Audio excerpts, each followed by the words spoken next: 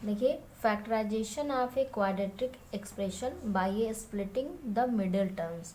ठीक है, एक के टाइप है फैक्टराइजेशन का। जो हमारा चैप्टर है वो है अलजेब्रिक एक्सप्रेशन है, फैक्टराइजेशन ऑफ अलजेब्रिक एक्सप्रेशन है।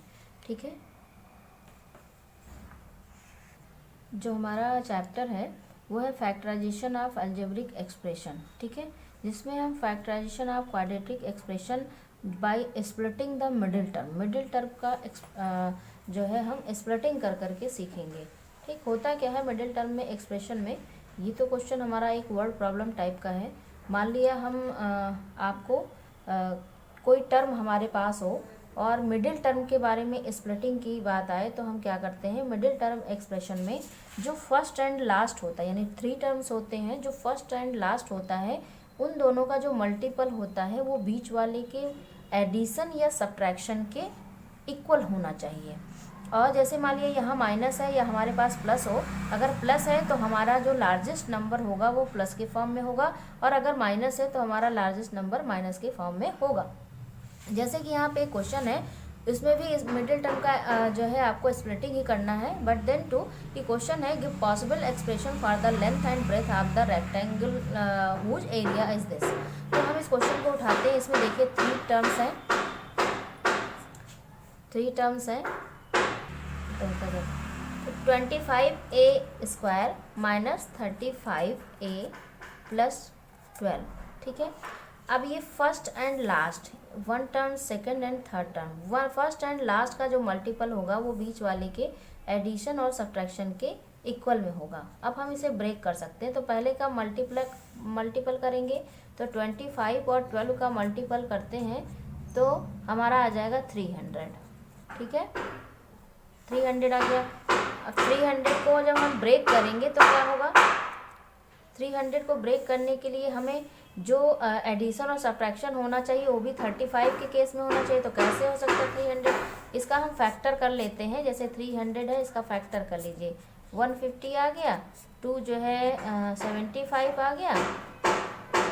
अब 2 से तो कटेगा नहीं, तो 3 2 जा हो जाएगा और 3 5 जा हो जाएगा, देन 5 5 जा हो जाएगा। ये हो गया हमारा फैक्टर। अब इस फैक्टर से हमें चाहिए क्या, इस बात पे डिपेंड करता है कि हमारा बीच का जो मिडिल टर्म है, जो एक्सप्रेशन का मिड पॉइंट है वो किस फॉर्म में है। तो माइनस के फॉर्म में है और 35 है। अब हम कौन सा नंबर इसमें से लें जो मुझे 35 भी एडिशन सब्ट्रैक्शन पे मिल जाए और मल्टीप्लिकेशन में 300 भी मिल जाए।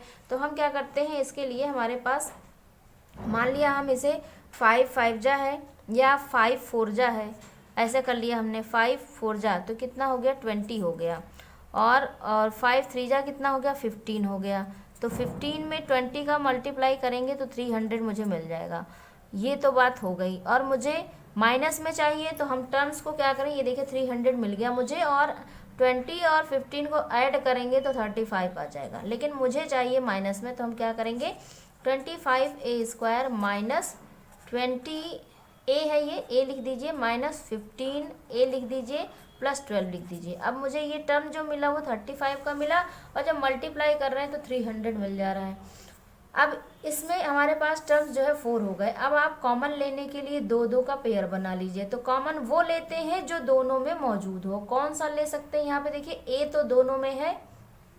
अब एक कोई हमारा न्यूमेरिक भी है जो जिसमें कॉमन हो सकता है। कौन सा नंबर हो सकता है हमारा, इसमें कॉमन लेने के लिए हमारा जो कॉमन टर्म है क्या हो सकता है, 5 हो सकता है। ठीक है, जो दोनों 5 जो है दोनों के ही टेबल में है। ठीक, तो यहाँ पे हो जाएगा 5 5 जा, ठीक है, 25 आता है इसकी टेबल 5 में, 20 भी आता है, तो हो जाएगा हमारा 5 और ये हो जाएगा a माइनस 4 जा। ठीक, और a तो हमने कॉमन ले ही लिया है दोनों में, तो a यहाँ पे हट गया। अब यहाँ पे वो कॉमन लीजिए। अब इन दोनों में जो हो तो -3 ले लीजिए। चूंकि हमें ब्रैकेट में यहाँ पे माइनस है तो हमें भी माइनस मिलना चाहिए, यानी इन दोनों ब्रैकेटों में मेरे पास सेम टर्म्स आने चाहिए, तभी हम सही रास्ते पर जा रहे होंगे। ठीक है, 3 5 जा हो गया, 5a माइनस हो गया, 3 4 जा हो गया, ये हो गया। अब हमारे पास क्या है, देखिए दोनों ब्रैकेटों में सेम है तो हम इसे एक बार लिख लेते हैं। 5a माइनस 4 लिख लिया, देन 5a माइनस 3 लिख लिया। ये हमारे जो टर्म्स आए दोनों, ये इस एक्सप्रेशन के फैक्टर आ गए।